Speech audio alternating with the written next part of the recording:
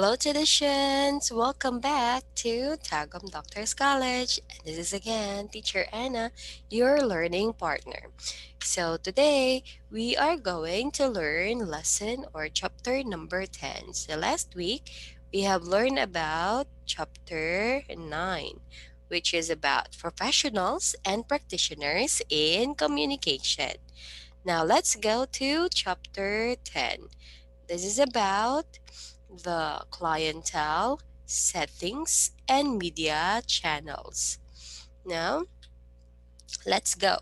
So, at the end of the chapter, guys, you are expected to first identify the clientele of communication practitioners and describe their needs. Second, discover and describe the settings in the communication and the methods and tools used in each. And third, discuss the communication media channels and their purposes and identify the appropriate settings to use them. Now, let's go to our lecture notes. So, first, we are going to tackle the types of clientele and audiences. So, the types of clientele and audiences, so just like in the counseling and social work, we also have the individuals, groups and organizations, and communities. So when we say the types of clientele and audiences, communication serves the following clientele. So these are the clientele that the communication serve. So we have the individuals, groups and organizations, and communities. So this clientele use communicators or communications for different purposes. And communication helps this clientele achieve certain goals. So let's go. Let's start with individuals. So sa individuals, guys, communication provides individuals with ways to send and receive messages. So in communication, guys, we are going to give, send, and receive messages. A need that must be satisfied for survival. So, ito talaga yung mga need natin or kailangan natin for survival. So we need to communicate. At the same time, we need also to receive messages. Just like in the news, so you need to know nga kung unsa siya karon, it's rainy or sunny for our survival. And even if there is a typhoon or no. Okay? So for our survival, like for example, mananagat tayo or we are fishermen, so we really need to communicate and receive messages. Like for example, in the news, there is a typhoon rolling. So, dapat dili ta mo palaot kay na ay typhoon. So we need to receive that message. And then communication helps people interact with their families. So ito din yung nakakatulong sa atin to interact with our families, just like the help of social media, Facebook, Instagram, Twitter. And we also have schoolmates and teachers. So ito yung ginagamit din natin, just like the Google Classroom. So I can communicate with you through Google Classroom and even in Facebook Messenger and a lot more. So for co-workers, if you are working or if you will work in the future, then this is also very important that you should know how to make use of communication and even the communication tools, and then fellow members of the community. So even student to student, student to teacher, so it's very important to have the individual communication. So ito yung pinakaunang clientele ng ating communication, which is the individuals. Kailangan natin to for survival, to know more, and to communicate with other people. And next is groups or organizations. So the family, guys, which is the matrix or the womb that gives birth to power relations in society, is the basic unit that is helped by communication. So kailangan din ito sa pamilya. Communication provides families with tools that they need to clean or maintain their strength. One such tool is clear and direct communication, where a family member directly tells another about his or her concern and how it can be addressed. So dito sa groups and communication, guys, it is very important that we are going to maintain strength. We need also to give birth to the power of relation. So, mas strengthen man gud ani or through communication, guys, mas strengthen ang bond sa pamilya. So kung nindot ang isa ka pamilya, if they have a good or a very good relationship, makatabang ni siya sa society and then to the country at large. Now, let's go to the next one. Next clientele is the communities. So communication bring news about current events, public service programs, and projects from the government to communities. Communicators aim to make people informed and active members of their respective communities. So, ang communication, guys, it also bring news. Okay? It really help the communities para makabalo sila kung unsa ang mga current events sa mga panghitabo sa atong palibot sa ato ang country. And then there is also a public service program, like for example, kinahanglan ng publiko ng free lawyer, free doctor. So we also have our public service programs para sa mga mahihirap, and projects from the government to communities para malaman din ng ating komunidad kung ano yung mga project ng gobyerno. And then communicators aim to make people informed. So para ang komunidad ay inform people. So our ignorance are being cured also through communication and active members of the respective communities. So labi na kung leader ka sa isa ka community, you need to stay alert, stay informed. So these are the clientele and audiences of communication: individuals, groups and organizations, and then communities. Now, let's go to the settings, method, and tools in communication practice. So in communication settings, guys, this one include the government, the private sector, the civil society, the schools, and the community. In these settings, guys, communication use methods, tools, and techniques similar to one another. So, even though lahi-lahi siya og setting, even in the government, private sector, civil society, schools, and community, there are times that the method, tools, and techniques are similar to one another. So, kung anong ginagamit sa isang setting, may be ginagamit din sa ibang setting. So, let's try to know more about the setting in the government. So, the government, guys, is one of the primary settings of communication. Communication or communicators in the government disseminate news about the government and its activities, which are of significance to the people. So, anindot ani, kasi ang ating mga news, ang ating mga communicators, sila yung taga-disseminate ng kung anong kapalpakan at saka success ng government. So, through that, we are informed na wala ba nasayang ato ang mga tax? Wala ba napangit ang ato ang gobyerno? And then, we also have the SONA.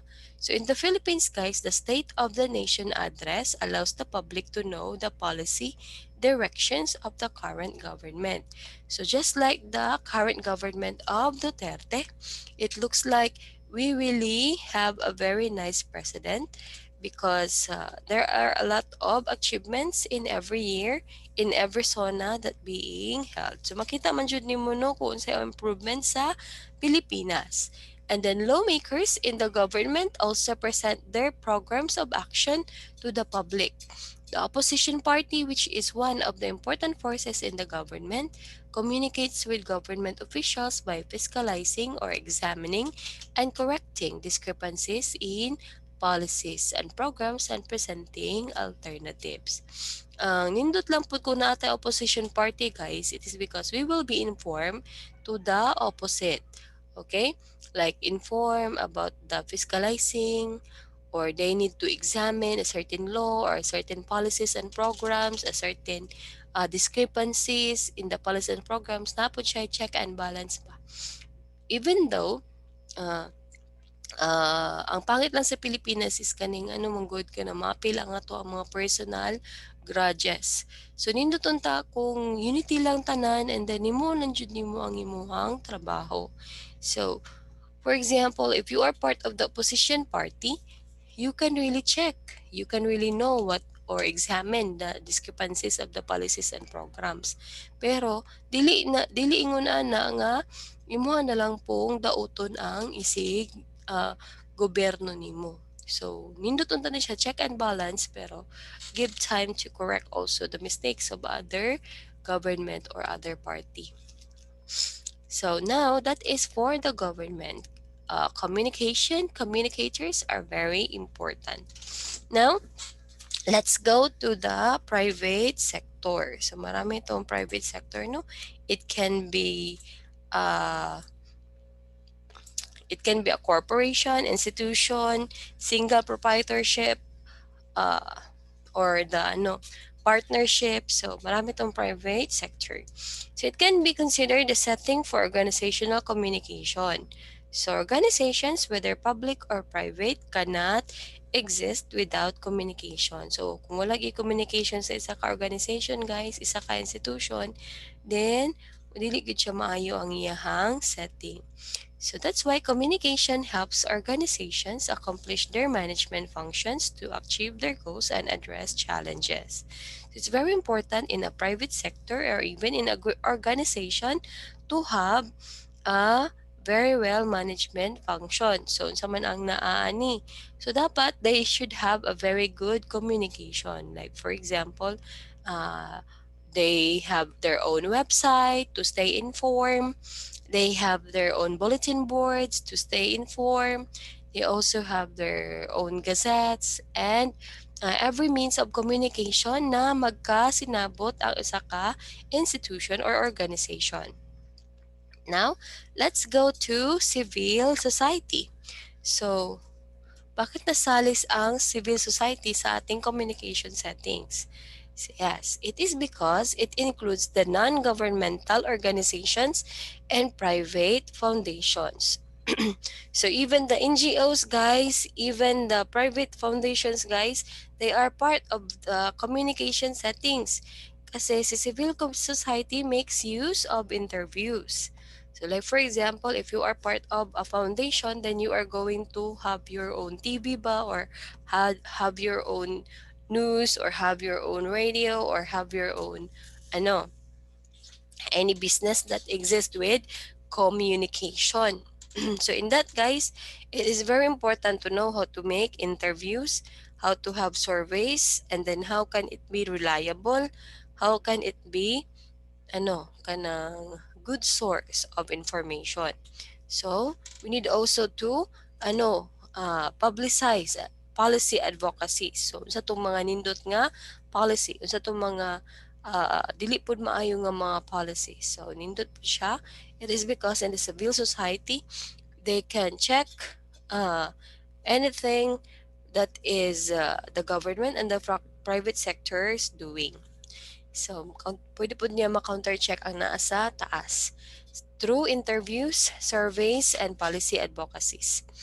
Next is schools. Yes, it is very important. Even in the classroom, kinahanglan nato magkaroon ng magandang komunikasyon para ang mga mag-aaral, malaman nila or maintindihan nila ang kung ano ang naasa to ang eskwelahan, or kung ano ang mga main goals, vision, and mission of the school. So it also provide another setting for communication. They enable individuals to broaden their perspective in life. So kami din ay tumutulong sa mga estudyante, tumutulong sa inyo para ma-broaden ang inyong perspective in life. There are so much more rather than yourself or rather than in your home. This is true and not only for students but also for teachers, administrators, and the non-teaching staff. So even though you are the focus of our learning in the school, we can also, or this can also help us uh, administer communication and even learn communication in a very broad sense. We can also learn just like the teachers, the administrators, and the non-teaching staff. Every day, we can also learning or we are learning through the different lectures. We are also learning through different case studies, through memoranda, and a lot more because for the teachers and even for all the people, we really want to have an lifelong learning. So we need to adapt to lifelong learning. Every now and then we need to learn. And then know the knowledge and communication exist. So, tungod ani guys, communication tools and techniques are very useful and is very kuan gyud siya ginagamit gyud siya sa eskwelahan. Kaga-include ani ang ato ang mga lectures, ang ato ang recitation, ato ang case studies, ang ato ang PowerPoint presentations, atong research and memoranda. Now let's go to communities. So, mao po ni siya ang nagagamit yun sa communication. One of the communication setting is the community. This is considered the largest setting of communication. Mao ni siya ang pinaka-large na setting sa communication. A community can be as small as a barangay or as large as an entire nation. In a small community, the barangay chair and another official can convene an assembly to discuss issues confronting the community. So, nindot ni siya kung naatay nindot na communication inside and out of the community because we can talk about the issues that we are facing and we can also confront different situations in our community. Now, let's go to communication media channels. So, asa man magikan or asa man ang source sa ato ang media or sa ato ang communication. So, there are a lot, guys. Actually, there are 7. So, we have some of the important forms of communication media that are useful in our daily lives are radio, television, sound recordings, motion pictures, and the internet. New media and the social media as well as telecommunications also contribute a lot in information dissemination. Kasi ang pinaka-focus gid ng communication is to inform. Okay? To contribute a lot in information dissemination. So pinakauna ani is ang mass media. Okay, so our society guys is heavily influenced by mass media sa ato ang kuan gina-report through the newspapers, uh, everything that can give uh, or kanang pwede siya mahimong source nga makakonect sa communication or the media to the people or what we call mass media. So the moment we wake up, guys, in the morning, we may find ourselves looking for the daily newspapers or turning on the television to watch early morning news. So kinsa man diri ang nagatanaw og balita. So we need to stay informed. We may also check the internet for updates on world affairs on our uh, way to school or work.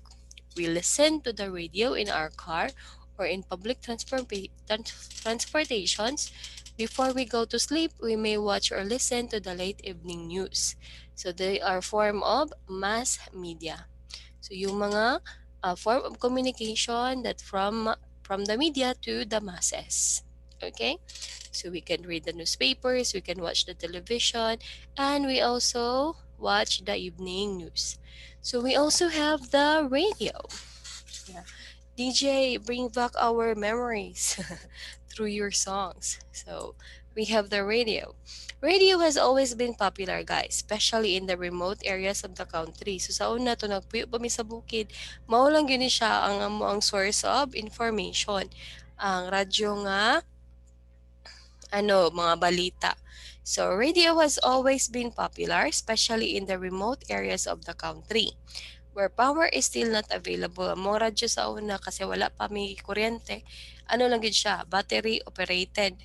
So, kung mawik na ang battery, bulad sa adlaw para makabalota kung unsa ang mga balita. So we have during times of power interruption, guys, due to the storms, floods, and earthquakes, the radio becomes a practical means to be updated about what goes on around us. So nindot pud ang radyo, guys, kay basi na ay storms, na ay floods, na ay earthquakes, dali lang nimo himong source of information ang radio. That's why in the old days, radio is very important. Like every household has radio. Now, let's have television. So for television, guys, it really provides the public not only the latest news, but also other programs that cater to different groups of people. So, ang television pod, dili lang na siya naghatag sa tog information, dili lang po na siya naghatag sa tuwa og latest news, but also cater different groups of people. So, pwede siya sa pambata, pantigulang, through variety shows, dramas, game shows, travel shows, and public affairs programs. Even the documentary is also a very good source of information through media channel. Okay? So, muna siya ang nindot pod nga media channel, television. Because we can learn a lot and maybe we can also apply this information through different realities. Now, let's go to number 4. Number 4 is sound recordings. Yeah, this is also very important in communication. We all use music and sound recording for various purposes. So we need music to relax. Ako din, guys, when I am stressed, I want to listen to music, I want to sing a lot and even dance. So we need music to relax and manage our stress. Music is also important in creating certain moods. Na di time nga, unahan ka maminaw og mga inani nga music because you are very happy or you are very excited or you are very enthusiastic into something. And sometimes also when you are down or when you are angry or when you are ano, kanang heartbroken, music can also help us. So through sound recordings, guys, nanatay music. Okay? So because kung sa mga gipangkanta sa to mga singer, composers, so they can be recorded and we can listen to it. Now let's go to motion pictures. So in the motion pictures, guys, this is a major form of recreation and entertainment. So, motion pictures or movies are regarded by some as the most creative and artistic of all media. So, kasi ang motion pictures, guys, kasi ang notion ng ibang estudyante sa motion pictures is like, kuan lang, kanang mga picture nga ginapakita. But no, motion pictures already include ang atoang movies. Okay? So, it is a form part of entertainment, but in the same time, in the movies, maayo lang jud ka mamina, maayo lang jud ka mo kilatis og mga movie, you can also learn a lot from a certain movie.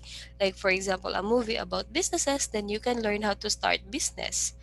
And uh, a movie about love, then you can learn how to deal with your loved ones. Hate, how to deal with your hate, how to deal with your jealousy, fear, and happiness.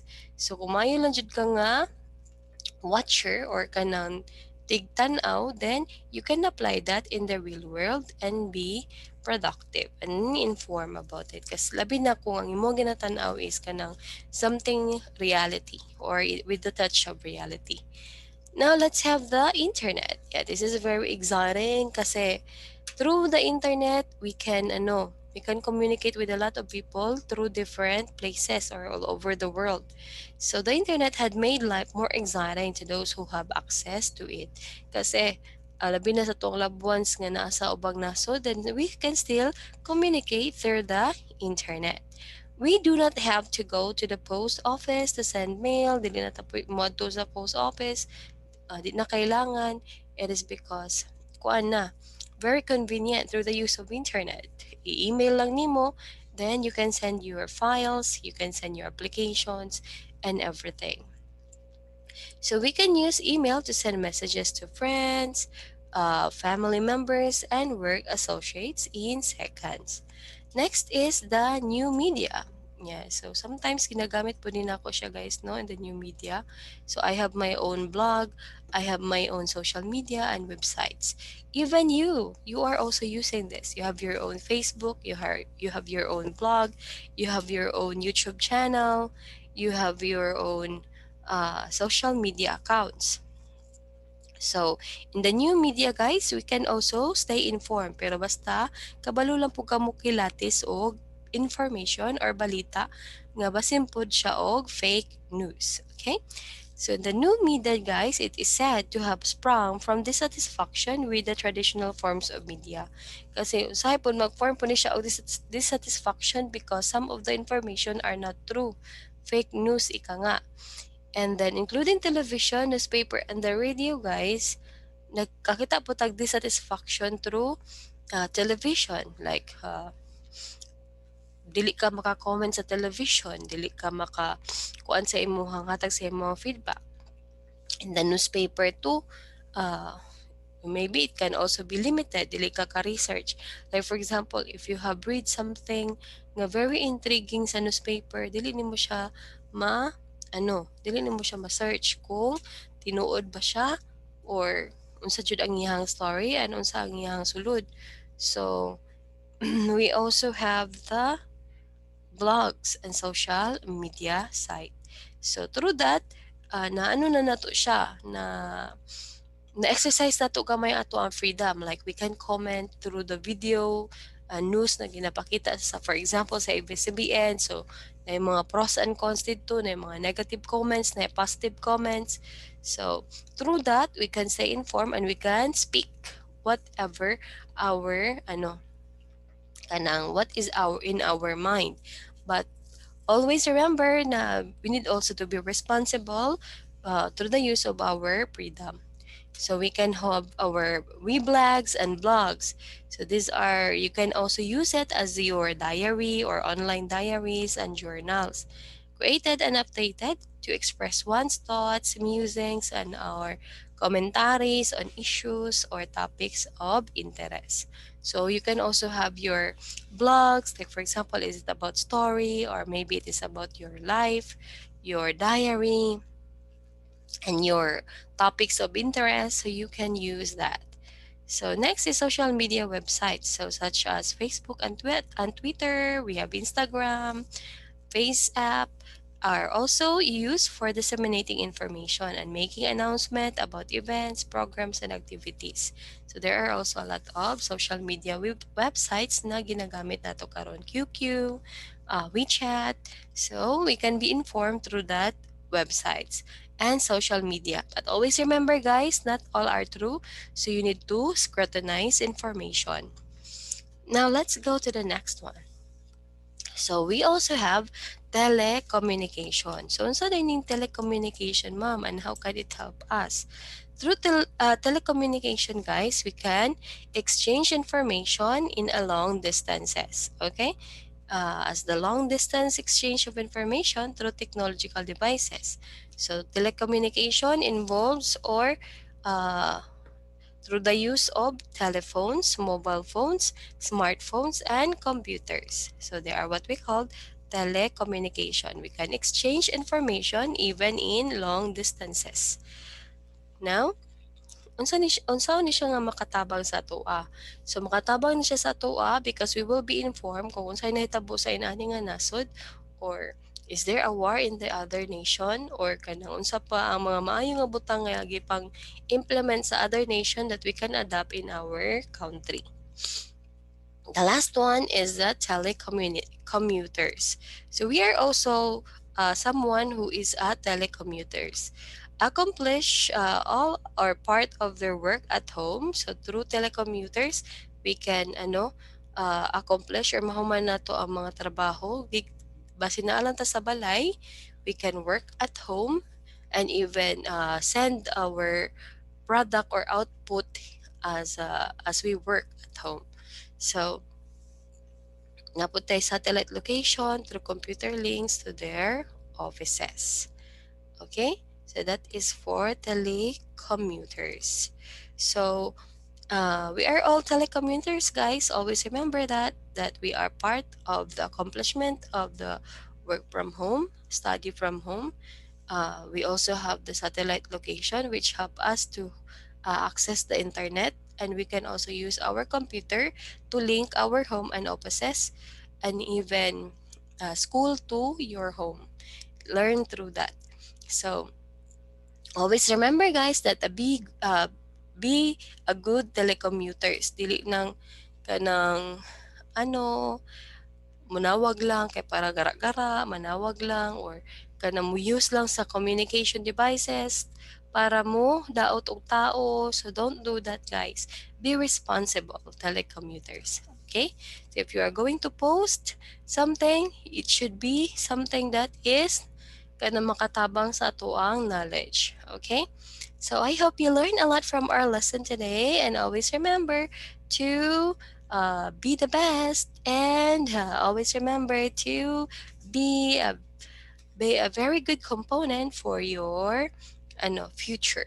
So ikaw lang jud ang mutabang sa imong sarili, and then always remember that you need to do your very best and make your parents proud. Have a great day to the Shens, and see you again. Bye.